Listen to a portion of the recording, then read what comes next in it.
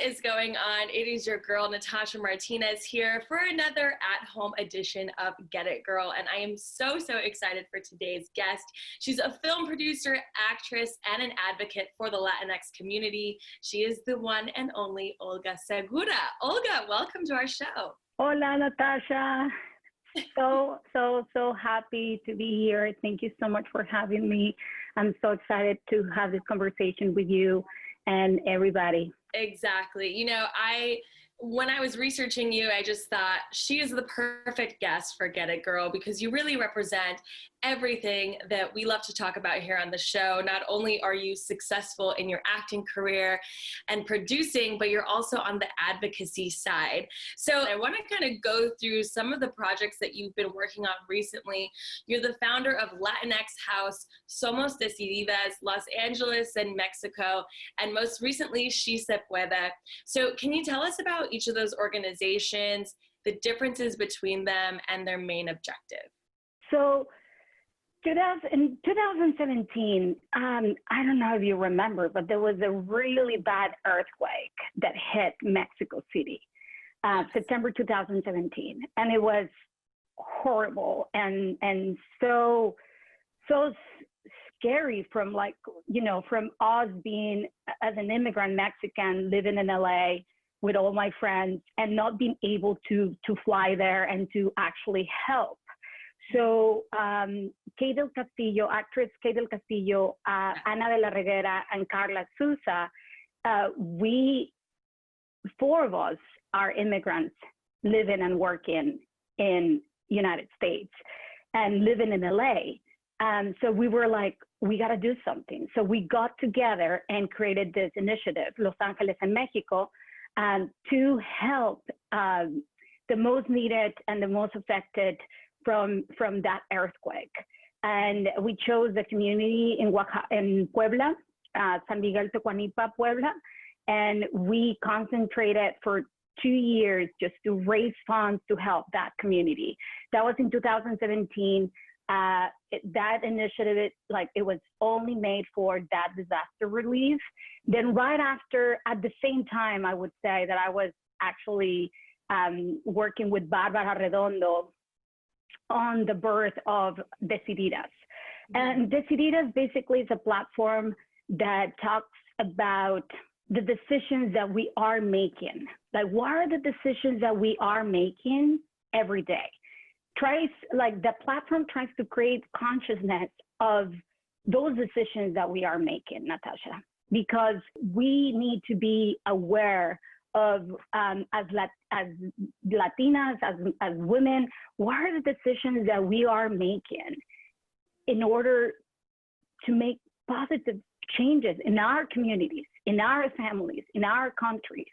So Decididas it's in Spanish, and it started in Mexico, and now it's like Latin America and Spain and the US, and it's a platform and content just to create consciousness about those decisions. I love that. Do you have any example of maybe a small change in your life that really helped you in your career, either as an actress, producer, or now in your activist role?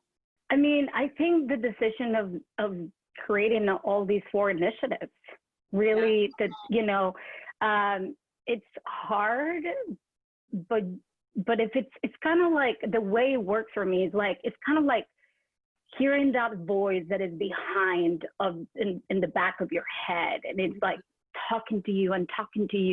And I feel that once you learn how to listen to that voice and really become a friend of that voice, you can actually get a line of, look, what are those decisions that you need to make? Like you start creating a consciousness of why will you make those decisions. And I think that the decisions of being part of these four initiatives are really what makes me most proud, because of course I'm scared.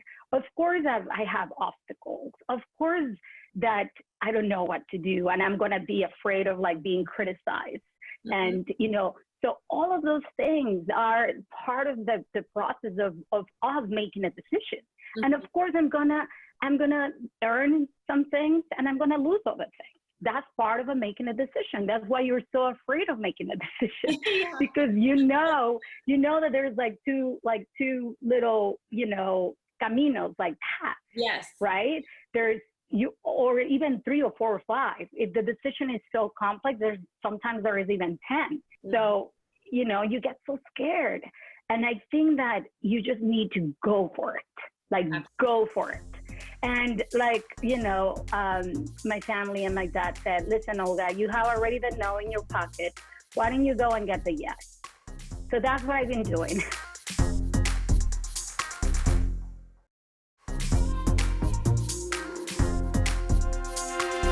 So before we go to Se Puede, so I got to start with the Latinx House, because the Latinx House actually was founded before Se Puede.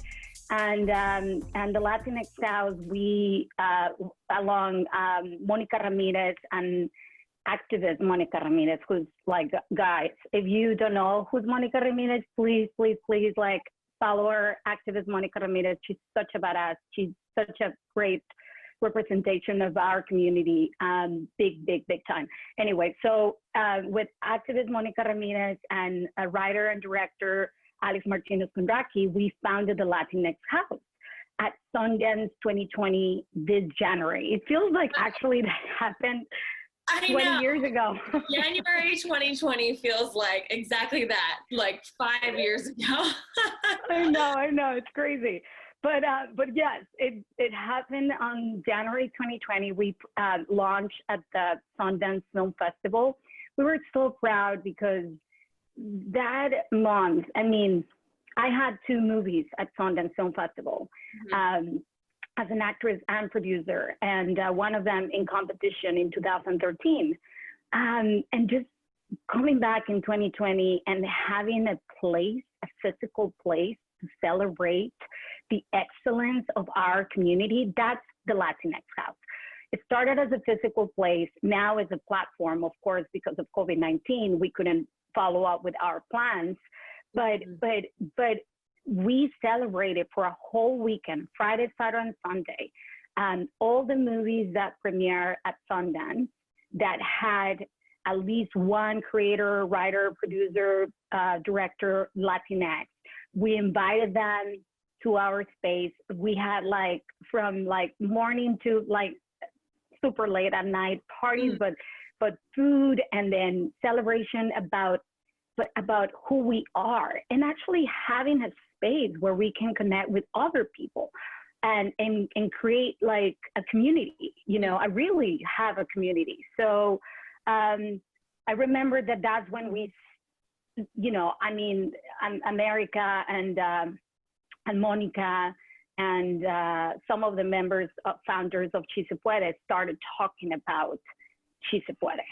And of course we had a huge, massive like response.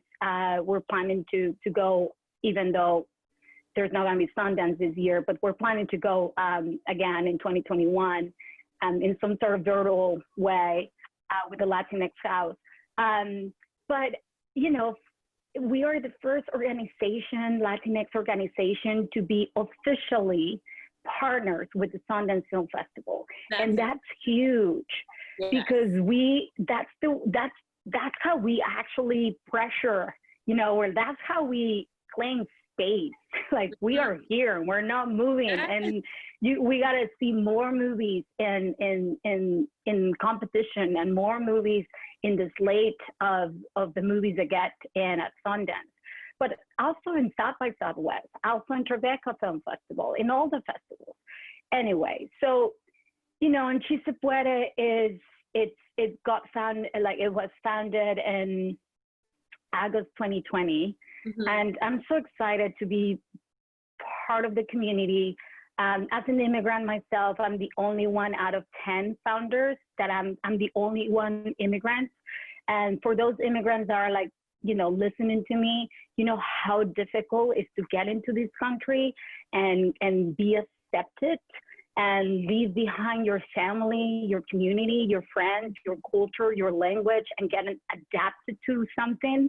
And within Se Puede and the founders, and I found myself a community, and I hope that, you know, that other immigrants like me found a community within Se Puede. But not only immigrants, it's a community for by Latinas, for Latinas. It's a state of mind that tries to deliver information, but also inspired and give empowerment to every single Latina in the universe, that we can do what we want to do, what we dream of doing.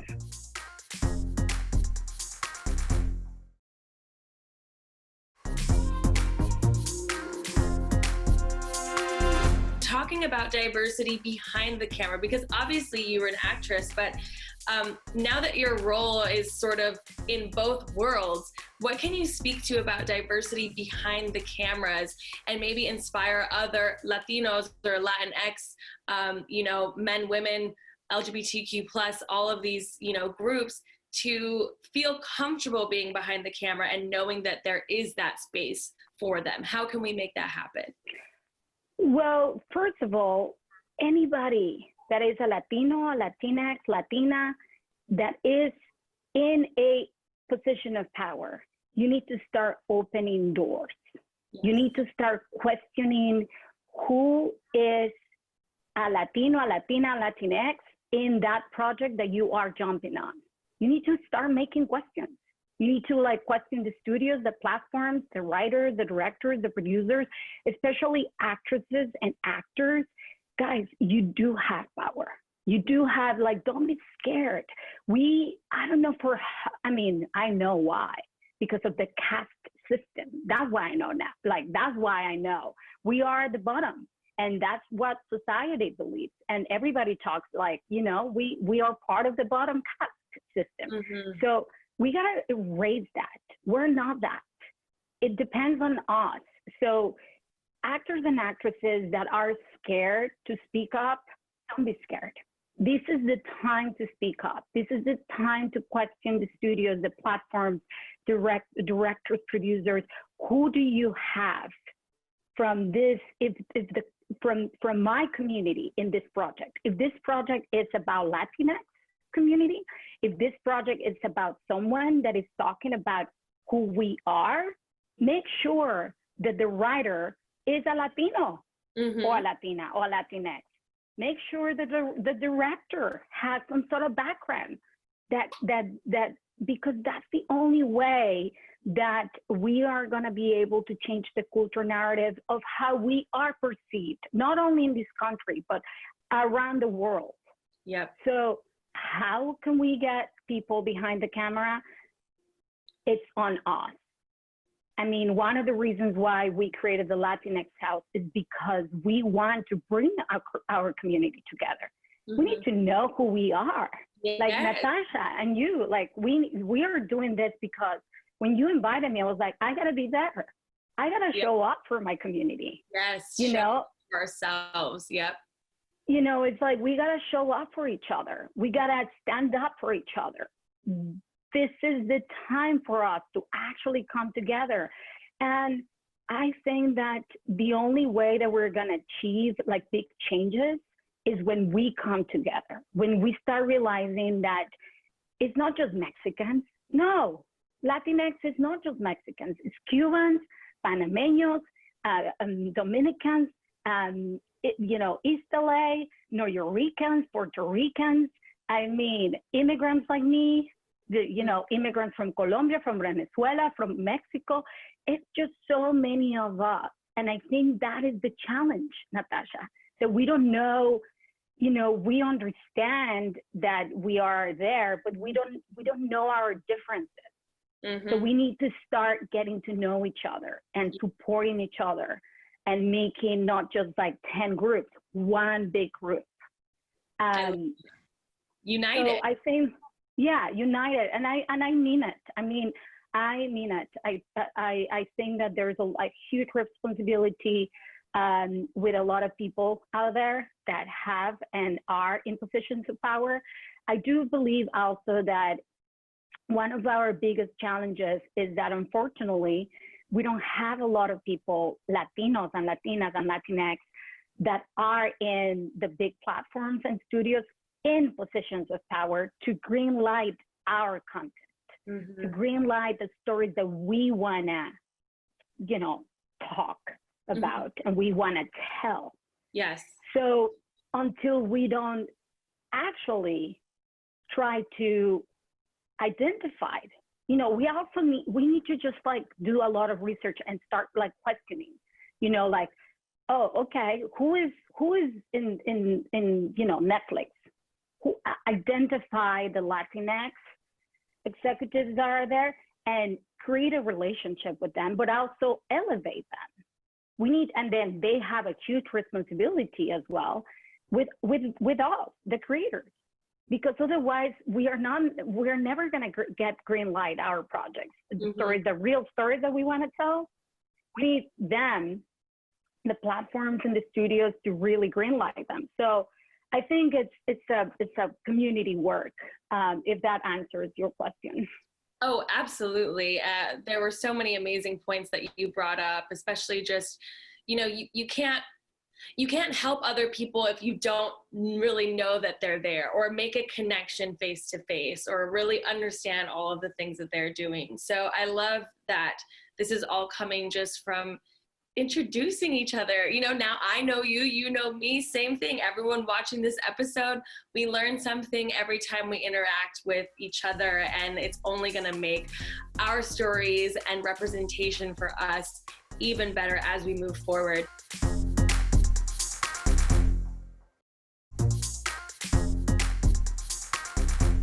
Before I let you go, obviously we're doing this episode from home, which means that we are still in a stay-at-home order quarantine. So to make things a little fun, we're going to go through a little quarantine trivia for you. Just kind of get to know what your habits have been since staying indoors.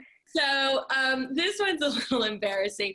How often have you been showering in quarantine? Is it A, the usual amount of times, B, more than usual, or C, definitely less than usual? It's been in stages, to be completely honest with you. It's kind of like a roller coaster. At the beginning, I was in LA, so it was usual, started like to be usual. You want to like stay up and get this like motivation and attitude, especially when the world is falling apart. And then I moved to Maine, and I'm in Maine, and this is when it's been like less than usual. I think it has to do with the weather. Yeah.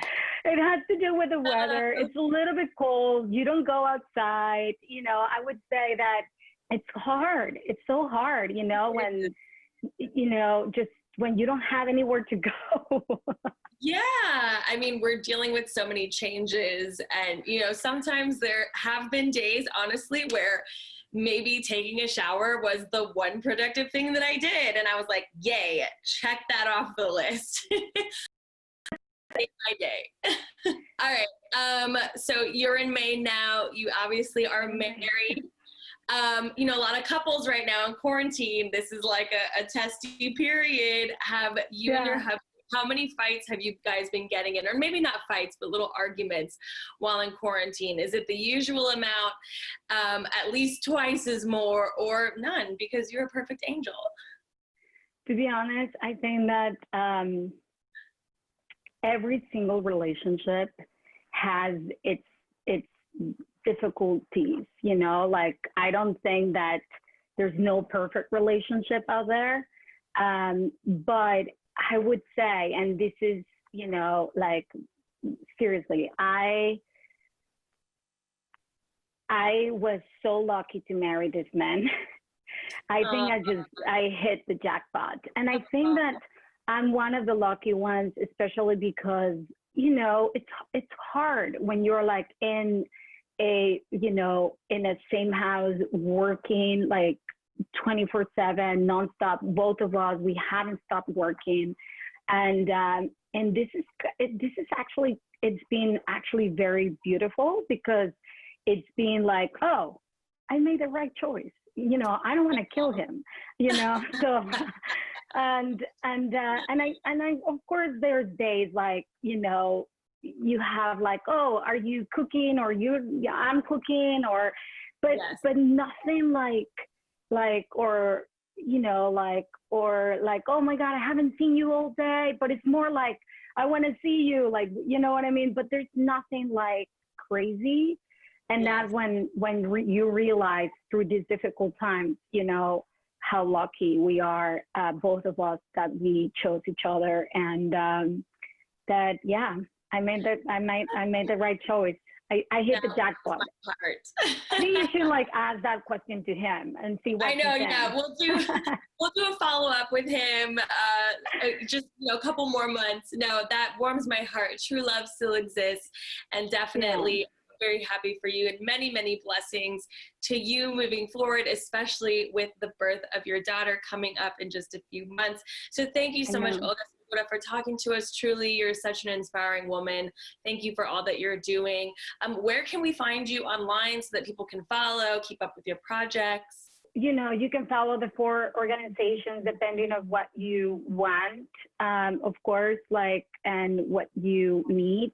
But me personally is, you can find me Olguita Segura. My mom's name is Olga, so I'm like little Olguita. Yes. Olguita Segura, and on Instagram. I don't do so much of Facebook and Twitter, but I do have those accounts, but I don't participate so much there. And yeah, that's it.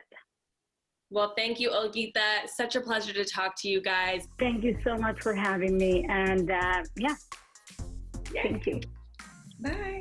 Bye.